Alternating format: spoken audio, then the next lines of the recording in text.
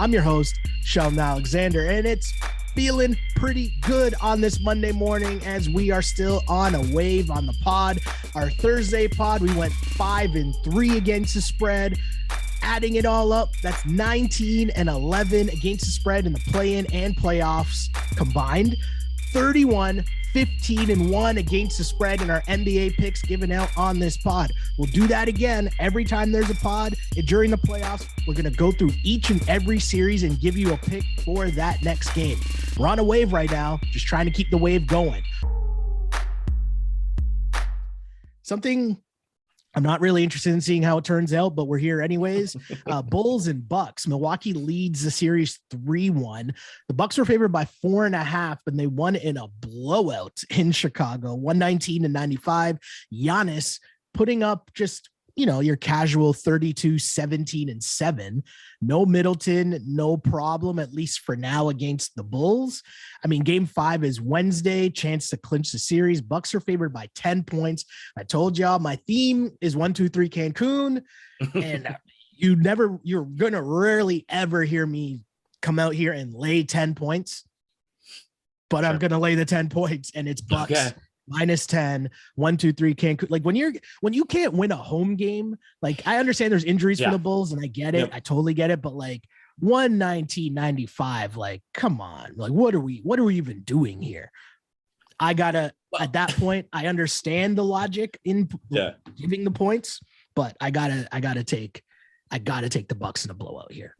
Yeah, no, and again, we ask ourselves, okay, what has changed, right? And that's the fun part about series betting in the playoffs, and like we're going to have that with the NHL here pretty soon as well that we're going to talk about in the next week or so. And like that's the fun part about the playoffs, man. That's why it's a different deal than the NFL, college football, et cetera, obviously even March Madness. And yeah, like what has changed? And it's funny because I'll tell you right now, I watched 0 minutes of either game in Chicago, just the way the schedule worked out, and guy's got to live his own life.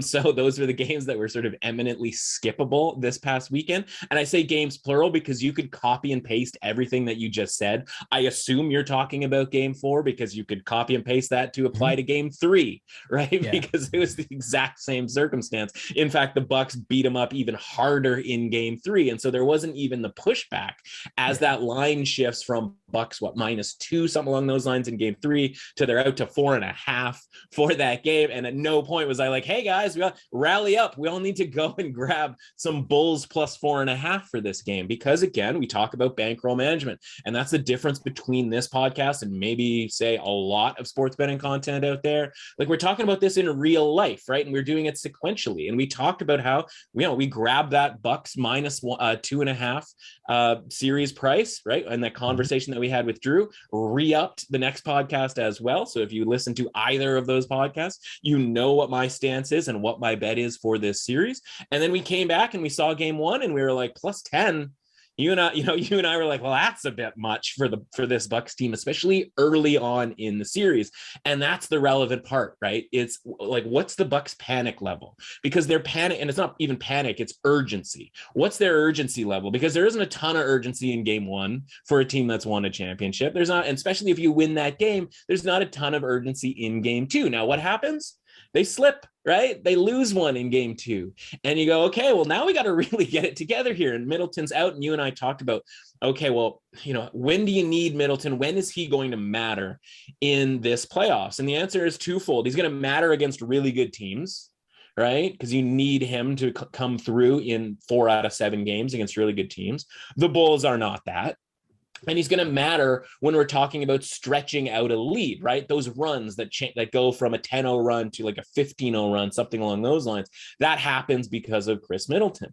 And so when we're talking about a pick'em type of game, it's not going to be that relevant. We saw last night, we'll get it into the other East series here shortly, but like, he's not going to be the difference on whether they win or lose against the Bulls, right? Planning, Giannis, the rest of the team sort of bringing it a little bit harder against a team they know they can beat, because even without Middleton, they are still more talented than them.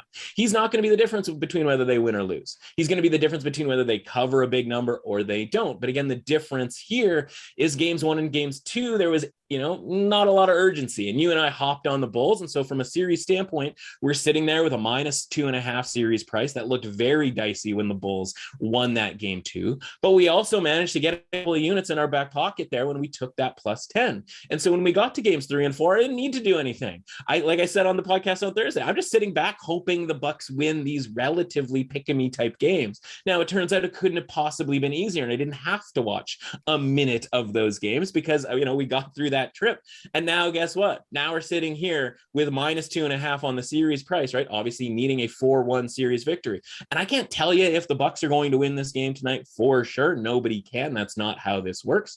That's not how sports works. But I can tell you that I like that I have my -2.5 series price at I got the -155. It was available -170, basically right up until the first tip off. If you're sitting there with a -170, right, on a Bucks team that's a 10-point favorite, you don't need to do anything here either. And so then the question becomes, are we going to try to thread the needle for a third time this series and take the Bulls +10 and hope it lands in between and cash both? Nah, man. Why? Because the urgency, right? And they've shown that they can blow this team out on the road. Why would you ever take the Bulls in this situation, knowing that you have the Bucks already lined up here, that it's now a money line bet, right? Because we've gotten to the point where they're up 3-1 at home. That was the whole point of having that -2.5 series line bet. So yeah, hard pass on the spread in this game for me.